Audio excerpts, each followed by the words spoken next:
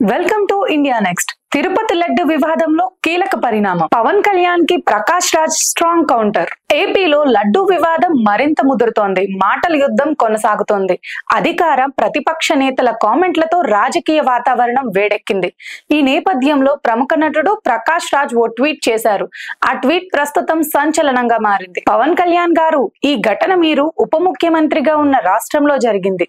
దయచేసి ఈ ఘటనపై విచారణ చేపట్టి దోషులను శిక్షించండి. వాళ్ళపై మీరు కఠినమైన చర్యలు తీసుకోవాలి.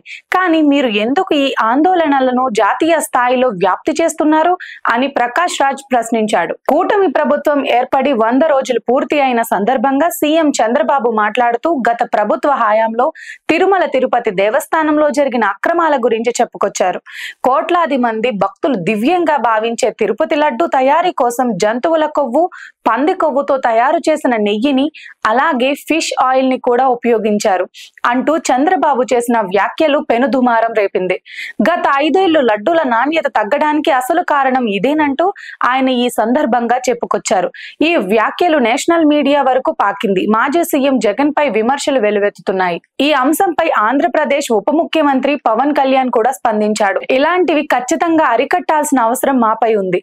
అంతేకాకుండా భవిష్యత్తులో కూడా ఇలాంటి పొరపాట్లు జరగకుండా ఉండేందుకు జాతీయ స్థాయిలో సనాతన ధర్మం పరిరక్షణ బోర్డును ఏర్పాటు చేయాలి అంటూ చెప్పుకొచ్చారు. దీనిపై సర్వత్రా ప్రశంసల వర్షం కురిసింది. కానీ ప్రముఖ నటుడు ప్రకాష్ రాజ్ మాత్రం దీనికి కౌంటర్ ఇచ్చాడు. దేశంలో ఇప్పటికీ మతపరమైన వివాదాలు, సమస్యలు ఎన్నో ఉన్నాయి. ఇలాంటి సమయంలో ఈ వ్యాఖ్యలు అవసరమా? అలాగే కేంద్రంలో మీరు స్నేహం చేస్తున్న ప్రభుత్వానికి కూడా నా ధన్యవాదాలు అంటూ చెప్పుకొచ్చాడు ప్రకాష్ రాజ్.